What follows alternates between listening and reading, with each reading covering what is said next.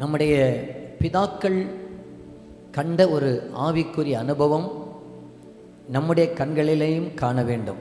அது நம்முடைய ஒரு ஆசையாக இருக்கணும். ஒன்று ரெண்டு காரியங்களை வேத புத்தகத்திலிருந்து நான் உங்களுக்கு சொல்லுகிறேன். அப்போஸ்தலனாகிய பவுல் தீமோத்தேயுக்கு எழுதும்போது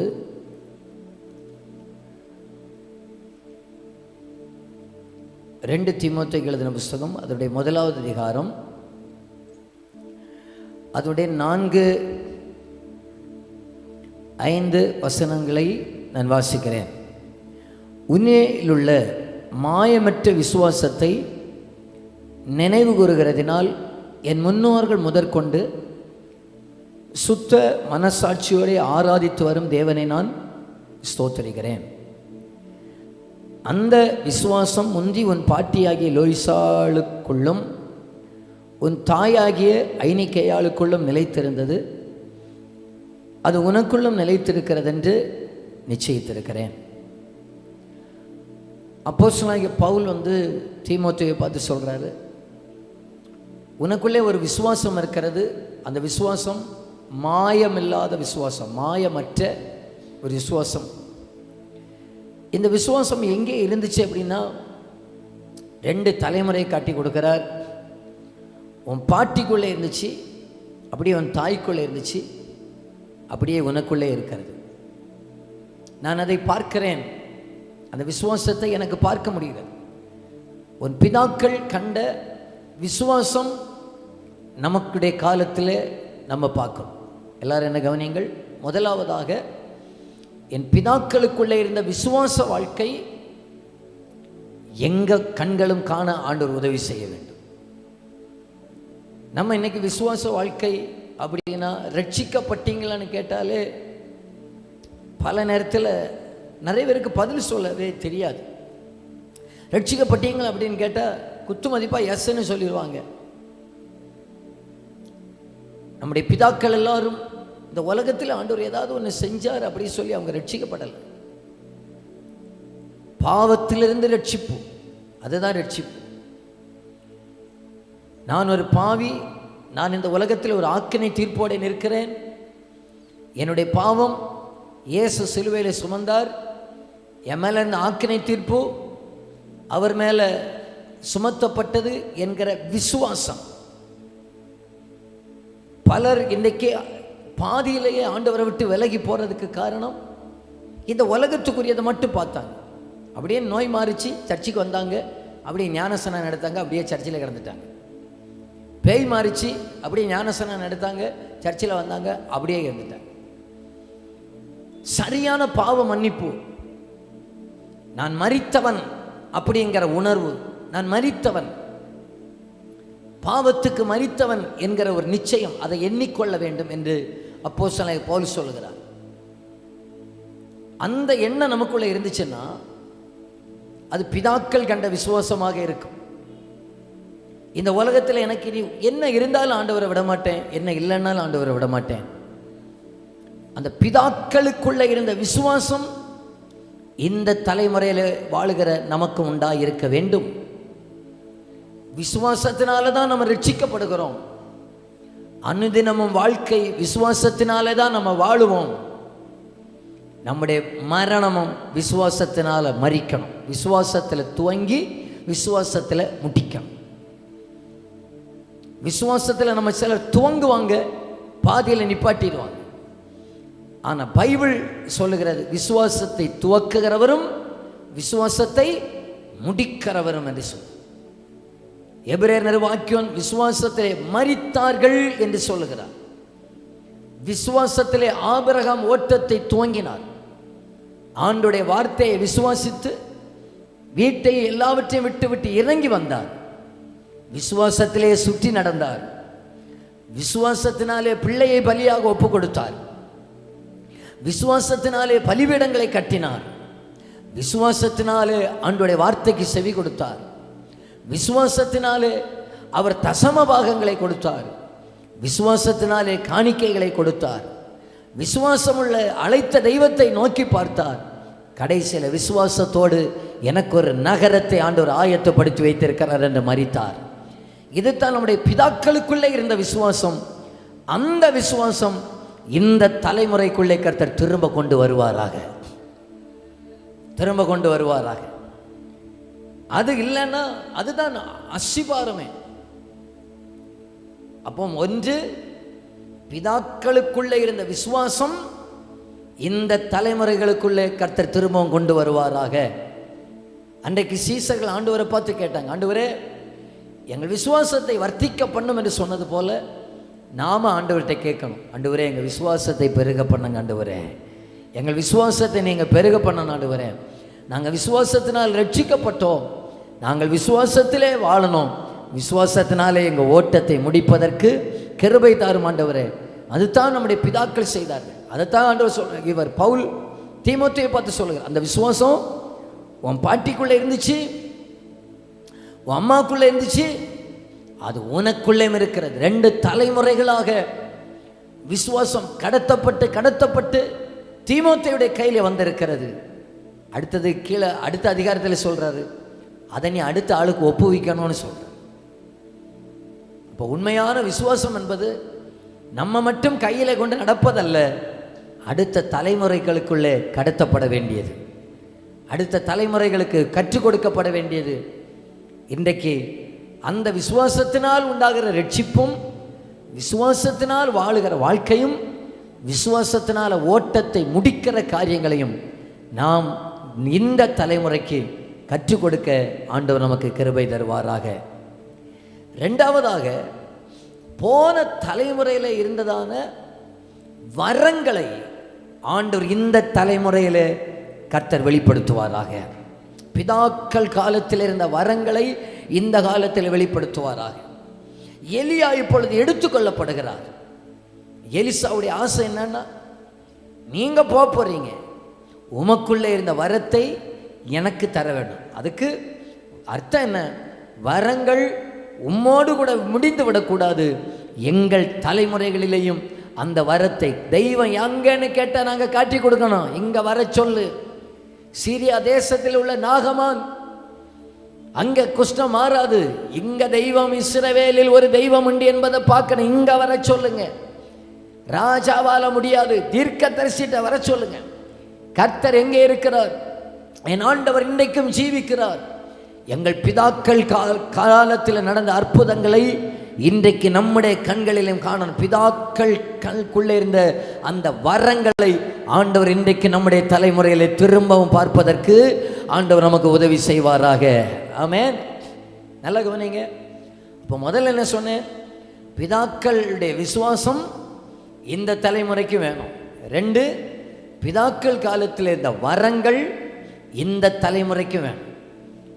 எலியா 16 அற்புதம் செய்திருப்பார்னு சொன்னான். எலிசா 32 அற்புதம் செஞ்சிருக்கிறார்.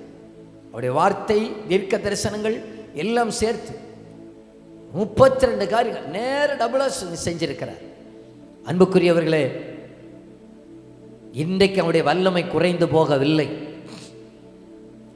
அன்றைக்கு நிழல் பட்டு மரித்தோர்கள் எழும்பினது உண்மைன்னு சொன்னா, இன்றைக்கும் அது நடக்கட்டும் இயேசுவின் நாமத்தினால.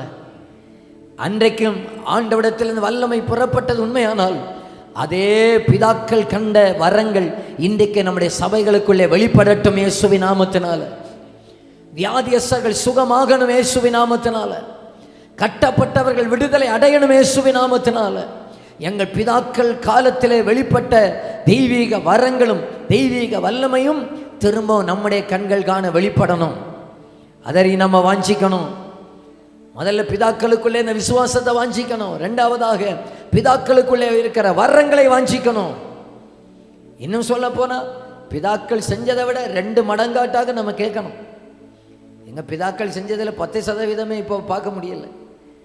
நம்முடைய பிதாக்கள் செய்ததில் மிக பயங்கரமான அதிகாரத்தோடு, மிக பயங்கரமான வல்லமையோடு கூட இந்த காலத்தில் திரும்பவும் கர்த்தர் தம்முடைய மகத்துவத்தை வெளிப்படுத்துவாராக. நீங்கள் உங்களுக்கு அந்த ஆசை இருக்கா?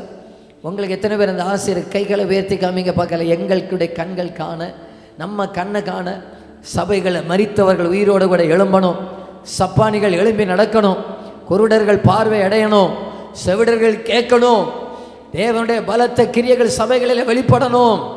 பிதாக்கள் கண்ட காலத்து வரங்கள் வெளிப்படணும்னு சொல்லுகிறவர்கள் 2 கைகளை உயர்த்தி ஆமேன்னு சொல்லுங்க பார்க்கலாம்.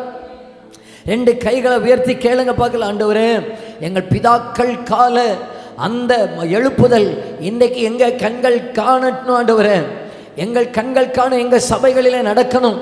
இப்படி கேளுங்க. எங்கள் கைகளினால நடக்கணும், எங்கள் ஊழியத்தில் நடக்கணும், எங்கள் வாழ்க்கையில் நடக்கணும். ஆண்டவரே, பிதாக்களுடைய விசுவாசம் எங்களுக்குள்ளே வெளிப்படணும். விசுவாசத்தில் தொடங்கினோம், நாங்கள் விசுவாசத்தில் முடிக்கணும்.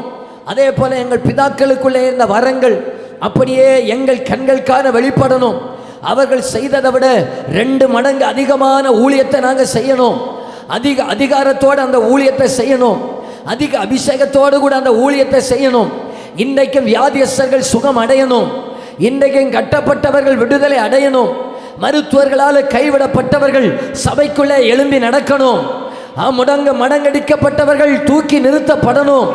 அப்படிப்பட்ட எங்கள் பிதாக்கள் கண்ட எழுப்புதல், பிதாக்கள் கண்ட அற்புத அடையாளங்கள், பிதாக்கள் காலத்தில் வெளிப்பட்ட 9 வரங்களும் இந்த கடைசி கால சபையாகிய எங்கள் சபைகளுக்குள்ளே அந்த 9 வரங்களும் இயேசுவின் நாமத்தினால வெளிப்படணும். ஆண்டவரே, 9 வரங்களும் வெளிப்படணும். ஆண்டவரே, ஏதோ சாதாரண அடையாளங்களில் நாங்கள் சந்தோஷப்பட்டு இருந்துவிடக் கூடாது. அத்தனை அற்புத அடையாளங்களும் இன்றைக்கு எங்கள் கண்கள் காண மகிமையாக வல்லமையாக இயேசுவின் நாமத்தினால வெளிப்படணும். இயேசுவின் நாமத்தினால.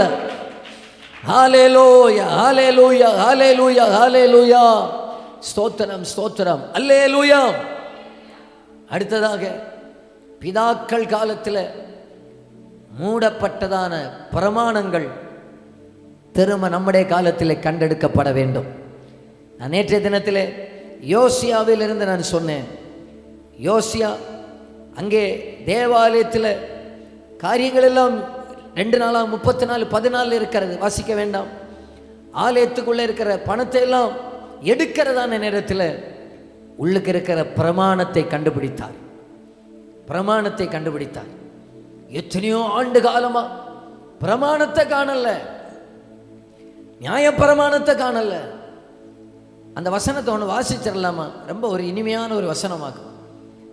நீங்கள் எல்லாம் வாசிக்கணும். 2 நாளாக 34:14.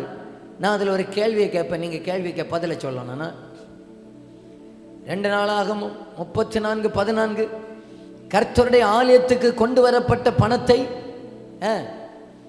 அவர்கள் எடுக்கிற போது மோசையை கொண்டு கட்டளையிடப்பட்ட நியாய பிரமாணத்தை இல்கியா கண்டெடுத்தான். இப்ப நியாய பிரமாணத்தை மூடினது எதுன்னு சொல்லுங்க? பணத்தை எடுக்கிறதான நேரத்தில் நியாய பிரமாணத்தை கண்டுபிடித்தான். அப்ப நியாய பிரமாணத்தை மூடினது என்னது? கேட்கல, சரிதானா?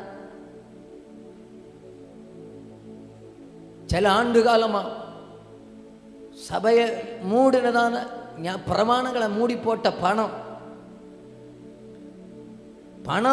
மேலே வந்துட்டு பிரமாணம் அடியில் போயிட்டு, பிரமாணம் மேலே வரணும், பணம் கீழே போகணும். என்னதான் எழுப்புதல் வரும்? என்னதான் எழுப்புதல் வரும்? பணத்தை விட விலையேறப்பட்டது தெய்வம் கொடுத்த பிரமாணமாக்கும். பிதாக்கள் காலத்தில் பல ஆண்டுகளாக மூடப்பட்டதான பிரமாணங்கள் திரும்ப எழும்பி வரணும் இயேசுவின் நாமத்தினால. கரெக்டான காஸ்பல் இன்னைக்கு உலகத்தில் வெளிப்படுத்தப்படும். கரெக்டான சுவிசேஷம் அறிவிக்கப்பட வேண்டும். கரெக்டான சுவிசேஷத்தை குறித்து சொல்லணும்னு சொன்னா, சுவிசேஷம் என்கிற வார்த்தைக்கு நல்ல செய்தி என்ற அர்த்தம். அந்த சுவிசேஷத்தில் 12 காரியங்கள் இருக்கிறது. தேவனுடைய ராஜ்யத்தின் சுவிசேஷம், தேவனுடைய சுவிசேஷம், இயேசு கிறிஸ்துவின் சுவிசேஷம், சமாதானத்தின் சுவிசேஷம், வாக்குத்தத்தத்தின் சுவிசேஷம், சத்திய சுவிசேஷம், விசுவாசத்தின் இப்படி ஒரு 12 காரியங்கள் இருக்கு. நான் ஒரு நாளைக்கு அதை குறித்து பேசுவேன். கரெக்டான காஸ்பல் அறிவிக்கப்பட வேண்டும். காஸ்பல் மேலே வரணும். இயேசுடத்தில் வந்தால் பணம் கிடைக்கும் அல்ல, அதுக்கு அப்புறமான ஒரு பிரமாணம் ஒன்று அடியில் புதைஞ்சு போச்சு. இயேசு கிறிஸ்துவிடத்தில் வந்தால் உங்களுக்கு ஒரு நல்ல செய்தி உண்டு, சமாதானம் கிடைக்கும். இயேசு கிறிஸ்துவிடத்தில் வந்தால் பாவ மன்னிப்பு கிடைக்கும். இயேசு கிறிஸ்துவிடத்தில் வந்தால் பரலோக ராஜ்யம் கிடைக்கும். இயேசு கிறிஸ்துவே ஒருவரே அழியாத நித்திய மகிமை உள்ளவர். இயேசு கிறிஸ்துவே அந்த வார்த்தைக்கு உள்ள சுவிசேஷத்துக்குள்ள வாக்குத்தத்தத்தை வைத்திருக்கிறார். அந்த பிரமாணம் மேலே வரணும், மேலே வரணும். என்னதான் நம்முடைய பிதாக்கள் எல்லாம், பில்லி கிரகாம் அவங்க எல்லாம் என்ன பிரசங்கம் பண்ணாங்க? அவர் ஆசீர்வாதத்தை கொடுத்து பிரசங்கம் பண்ணி நான் கேட்டதே இல்லை. ஒரு 20-25 நிமிஷம் பிரசங்கம் பண்ணுவார். பாவ மன்னிப்பை குறித்து பிரசங்கம் பண்ணுவார், நீதியை குறித்து பிரசங்கம் பண்ணுவார், நியாய தீர்ப்பை குறித்து பிரசங்கம் பண்ணுவார். பிரசங்கம் பண்ணிட்டு அவர் இறங்கி போயிடுவார். பெரிய பெரிய மைதானத்தில் பெரிய பெரிய கிரவுண்டில் அவருக்கு கூட்டம் நடக்கும். பிரசங்கம் பண்ணிட்டு ஆளை பார்த்தா ஆளை காணாது, அவர் போயிடுவார். அடுத்த நாள் விடிய காலம் வரைக்கும் மக்கள் கீழே கிடந்து அழுதுட்டு இருப்பாங்க. ஐயோ நாங்கள் பாவி, நாங்கள் பாவி, ஆண்டவரேன்னு சொல்லி கூட்டம் கூட்டமாக ஜனங்கள் ரட்சிக்கப்படுவாங்க, ஆயிரமாக ஜனங்கள் ரட்சிக்கப்படுவாங்க. அவர்கள் சத்தியத்தை பேசினார்கள், சுவிசேஷத்தை பேசினார்கள், ரட்சிப்பை பேசினார்கள். எங்கள் பிதாக்கள் பேதுரு படிப்பறிவே இல்லைன்னு நம்ம சொல்கிறோம். ஏன்? அவர் பேசின பிரசங்கத்தில் 3000 பேர் ரட்சிக்கப்பட்டாங்க. இன்னைக்கு நம்ம ரொம்ப படித்ததுனால ரட்சிக்கப்படலையே என்னமோ தெரியல. அவர் ரொம்ப ஒரு பிரசங்கத்தில் 3000 பேர். இன்னைக்கு 3000 பிரசங்கத்தில் 10 பேர் ரட்சிக்கப்படுறாங்களே, எங்களுக்கு சந்தேகமாக போச்சு. அவர் ஒரு பிரசங்கத்தில் 3000 பேர். அப்போ பாருங்க, அப்போ என்னமோ ஒன்று இருக்கு, ஒரு பிரமாணம் எங்கேயோ புதைஞ்சு போச்சு, எங்கேயோ தேசத்தை அசைக்கக்கூடிய ஒன்று வெளிப்படாமல் புதைஞ்சு கிடக்குது. என்றையோ ஒரு ஒரு ஒரு தேவனுடைய அந்த கற்பனை ஒன்று புதைக்கப்பட்டிருக்கிறது. நான் நம்புகிறேன் நம்முடைய கண்கள் காண அது வெளிப்பட்டு வரும் என நான் நம்புகிறேன். நம்முடைய கண்களில் காண அந்த சத்தியம், அந்த பிரமாணம் புதைக்கப்பட்டது வெளியே வரும் இயேசுவின் நாமத்தினால். அது வெளிப்படுத்தப்பட வேண்டும், அது பேசப்பட வேண்டும். இந்த காலத்துக்கு என்ன வார்த்தை அதை எங்கள் உள்ளத்திலே போடுங்க ஆண்டவரே, அதை நாங்கள் பேசணும் ஆண்டவரே. ஜனங்கள் ரட்சிக்கப்படுவதற்கு ஏற்ற வார்த்தை எங்களுக்கு தாரும் ஆண்டவரே. நாங்கள் பர்ஃபார்மன்ஸ் பண்ணுகிற வார்த்தை வேண்டாம் ஆண்டவரே, எங்களுக்கு ஜனங்கள் ரட்சிக்கப்படும் ஆண்டவரே, அந்த வார்த்தைகளை தாரும் ஆண்டவரே. உங்க பிரசங்கம் நல்லா இருந்தேன்னு சொல்லி பாஸ்டர் பிரசங்கம் பண்ணார், பாஸ்டர் நல்லா பாட்டு பாடினார், பாட்டு எல்லாம் பண்ணி கடைசியில் ஜனம் ரட்சிக்கப்படலான்னு. எங்களுக்கு பர்ஃபார்மன்ஸ் இல்லைனாலும் பரவாயில்ல, ஜனம் ரட்சிக்கப்படும்.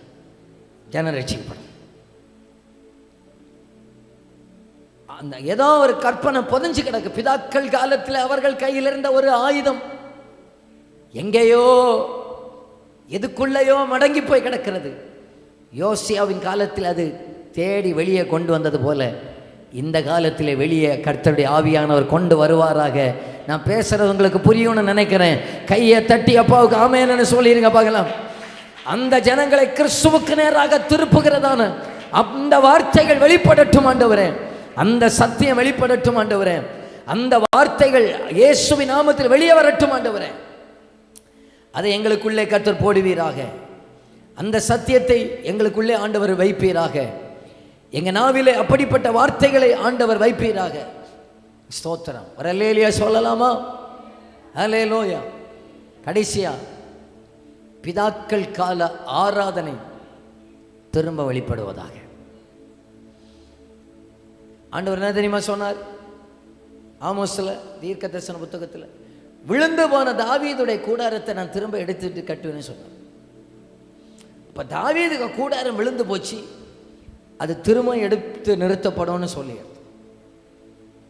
தாவீதுகிட்ட இருந்த ஒரே ஒரு ஆயுதம் என்னன்னா, மான்கள் நீரோடைய வாஞ்சித்து கதறுவது போல தெய்வ சமூகத்தில் கதறுவார். விழுந்து போச்சு, அந்த கூடாரம் திரும்ப நம்முடைய காலத்தில் எடுத்து நிறுத்தி கட்டப்படட்டுமே. ஆராதனை அப்படின்னு சொன்னாலே கதறுதல் உண்டாகும். ஆலயத்துக்கு கர்த்தருடைய ஆலயத்துக்கு போவோம் வாருங்கள்னு சொன்ன போது சோம்பேறி பட்டு கொட்டாய் விட்டு தூங்கினார் அப்படின்னா இருக்கு. கர்த்தருடைய ஆலயத்துக்கு போவோம் வாருங்கள் என்று அழைத்ததான நேரத்தில் நான் இன்றைக்கு வீட்டில் இருக்கிறேன் என்றா சொன்னார். தாவீதுடைய கூடாரம் என்ன? 1000 நாளை பார்க்கல உங்க பிரகாரத்தில் செல்லுகிற ஒரே நாள் நல்லது. அப்படி தெய்வத்தை தேடுகிற அந்த கூடாரம் திரும்பவும் நம்முடைய தலைமுறைக்கான எடுத்து கட்டப்படுவதாக. எடுத்து கட்டப்படணும் இயேசுவின் நாமத்தினால. தாவீதுடைய கூடாரம் விழுந்து போச்சு, ஆராதனைங்கிற கூடாரம்.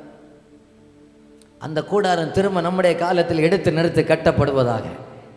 நம்முடைய பிள்ளைகள் எல்லாம் ஆராதனை வீரர்களாக மாறுவார்களாக, வெளிப்பாடு உள்ளவர்களாய் மாறுவார்களாக, பாடல்களை எழுதுகிறவர்களாய் மாறுவார்களாக.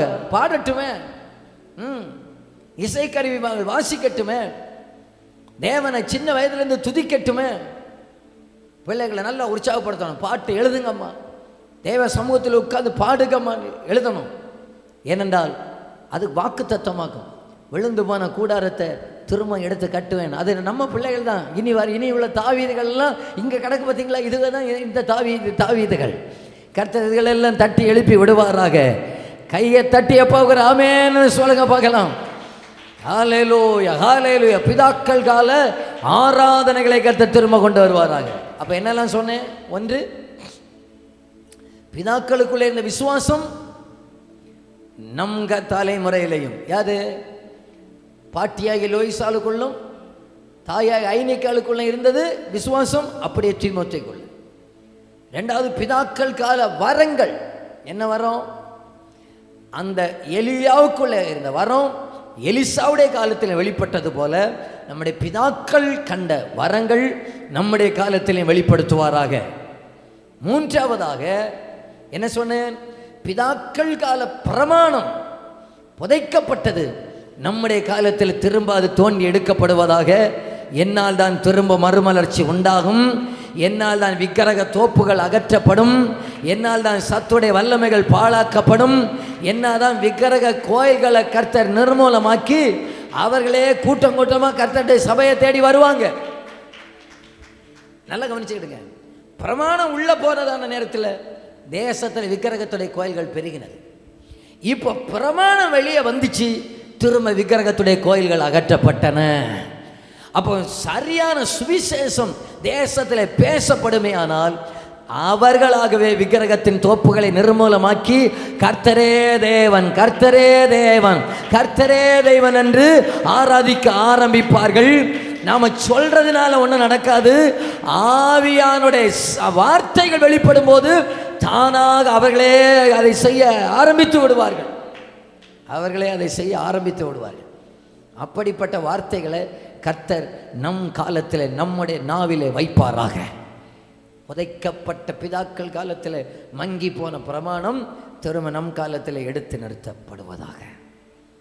நாலாவதாக என்ன சொன்னேன்?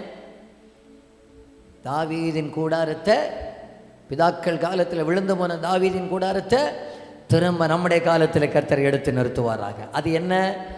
ஆண்டவரை தேடுகிற கூடாரம், ஆண்டவரை ஆராதிக்கிற காரியம், ஆண்டவருக்கு ஒரு பக்தி வைராக்கியம் காட்டுகிற காரியங்கள் நம்முடைய காலத்தில் அதிகமாய் பெருகட்டும். நமக்கு இந்த ஆராதனைன்னு சொன்னாலே உற்சாகம் வருதா? எத்தனை பேர் உற்சாகம் வருது? கையை உயர்த்தி காட்டுங்க பார்க்கட்டு. கையை உயர்த்துறதுலே உற்சாகம் வரல, அப்போ எங்கள் ஆராதனைக்கு வர்றதுல உற்சாகம் வரும். ஆராதனைன்னு சொன்னால் அப்படி உற்சாகம் வரும். எப்படா முடிப்பார், எப்படா முடிப்பார்னு சொல்லி நல்ல ஆராதனை நடக்கும்போது வாட்சி பார்க்க தோணுதா? யாருக்காவது தோணுனா முதல்ல அதை ஆஃப் பண்ணி போடணும், பேட்டரியை பிடிங்க போடணும். ஆமாம், அதுக்காக தான் கேட்டேன். நல்ல தேவ பிரசன்னத்தில் இருந்தால் நமக்கு அது தோணாதுங்க, நமக்கு அது தோணாது. ஏன் முடிச்சாங்கன்னு தான் தோணும் இல்லையா? என்ன சொன்ன, தேவ சமூகத்தில் இருக்கிறத விட பெரிய ஆனந்தம் ஒரு தேவ பிள்ளைக்கு வேற எங்கே போனாலும் கிடைக்காதுங்க. என் ஜெப வீட்டிலே என் ஜனத்தை மகிழ பண்ணுவேன். நான் நம்புகிறேன். சபைக்கு இன்னி கடைசி கால எழுப்புதல்னு சொன்னால் கூட்டம் கூட்டமாக வருவாங்க பாருங்க, கூட்டம் கூட்டமாக வருவாங்க. இவங்க கூட்டம் கூட்டமாக சந்தோஷத்தோடு வரத்தை பார்க்கும்போதே பக்கத்தில் உள்ள ஆளு கேட்காங்க, எங்கே போகிறீங்க? அது சர்ச்சுக்கு போகிறேன். ஒரு நிமிஷம் நின்றுக்க, ஆனால் நானும் வாரேன்னு சொல்லிட்டு வருவாங்க. கடைசி கால எழுப்புதல் அப்படி தான் நடக்குமா? ஆமாம், ஒரு ஆளுக்கு கையை பிடிச்சிட்டு 7 பேர் வருவாங்களாம், 7 பேர் வருவாங்களாம். அவங்கெல்லாம் வருவாங்க. ஸ்தோத்திரம். நான் அப்படியே ஆகட்டும்னு நம்புகிறேன் இயேசுவின் நாமத்தினால. எங்கள் சர்ச்சில் இருக்கிற ஒரு ஆளுக்கு பின்னால் 7 பேர் வரட்டும் இயேசுவின் நாமத்தினால.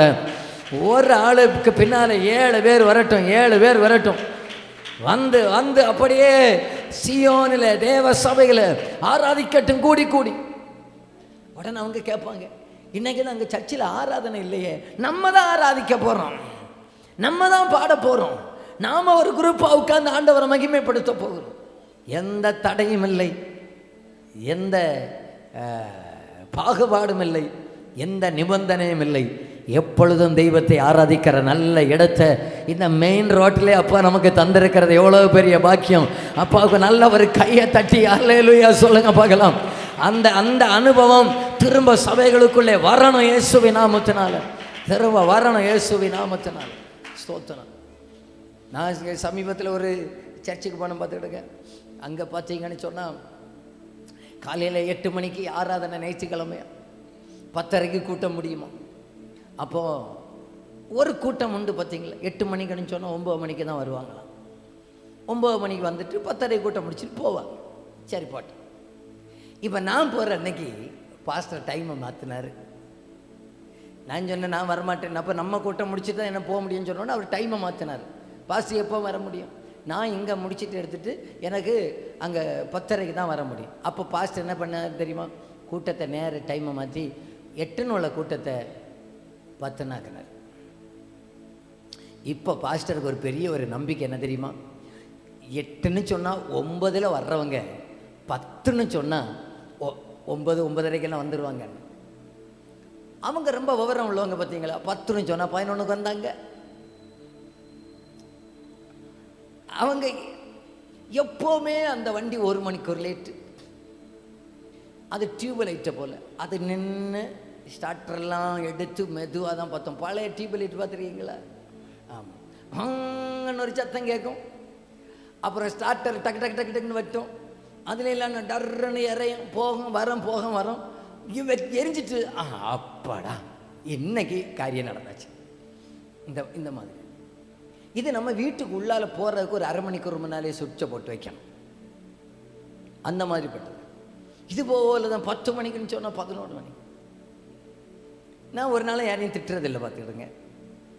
யார்கிட்டையும் கேட்குறதும் இல்லை. ஏன் லேட்டாக வாரீங்கன்னு கேட்குறதும் இல்லை, ஏன் வந்தீங்கன்னு கேட்குறதும் இல்லை, ஏன் லேட்டாச்சுன்னு கேட்குறதும் இல்லை. ஏன் நான் கேட்குறது இல்லைன்னா எனக்கு ஒன்று மட்டும் தெரியும் பார்த்துக்கிடுங்க. யார் வந்தாலும் வராட்டாலும் ஏன்னா காலையில் 7 மணிக்கு கூட்டாலும் நான் 6:45 தொடங்குவேன். உங்களுக்கு தெரியுமா, நான் 6:45 தொடங்கிடுறேன். கூட்டத்தை நேரமாக தொடங்கிட்டு என்ன தெரியும், ஆராதனைக்கு மேலே வாஞ்ச உள்ளவங்களை தள்ளண்டா தானாக இழுக்கப்படுவாங்க, காந்தத்தை போலேயாகும். முந்தின நாள் சனிக்கிழமன்னு தூக்கம் ஒன்றும் வராது. நல்ல ஆராதனையின் மேலே வாஞ்ச உள்ளவங்க எப்போ போவேன், எப்போ தெய்வ சமூகத்தில் வந்து நிற்பேன், எப்போ போவேன் அப்படின்னு. நம்ம அப்படி கிடையாது. 7 மணிக்கு ஆராதனைன்னா எழும்புறதுக்கு அலாரம் வைக்கிறதே 7 மணிக்கு. அடுத்து அந்த கட்டிலேருந்து எழும்புறதுக்கு 7:15 ஆகும். இங்கே தம்பி ஆராதனை முடிக்கிற நேரத்துக்கு தான் நம்ம பல்லு தேய்ச்சி முடியும். அதுவும் தேய்க்கிறவர் அனுபவம் உள்ளவர்களுக்கு மட்டும். அதுக்கப்புறம் எடுத்து பிங்கு கலர் பஸ் வருதான்னு பார்த்து எல்லாம் ஏறி எடுத்து வர நமக்கு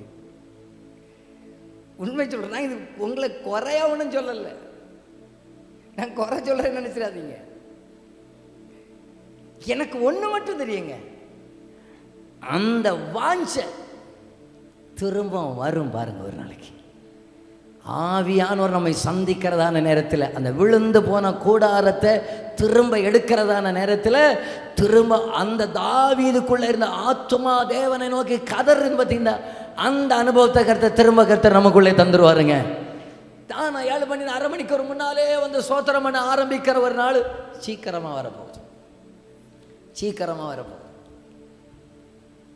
ஆண்டவரை கடக்க விடுவாராங்க, உங்களை உறங்கணும் விட மாட்டார். உள்ளத்தில் வேலை அடித்த மாதிரி கேட்கும், எழுப்பி போகலையான்னு. ஸ்தோத்திரம். விழுந்து கிடக்குதுங்க. நிறைய காரியத்தில் சபை விழுந்து கிடக்குது, ஒழுக்கத்தில் விழுந்து கிடக்குது, பரிசுத்தத்தில் விழுந்து கிடக்குது, ஒரு மனக்கேடில் விழுந்து கிடக்கிறது. எல்லா விழுகைகளையும் நம்முடைய கண்கள் காண எடுத்து நிறுத்துவாராக.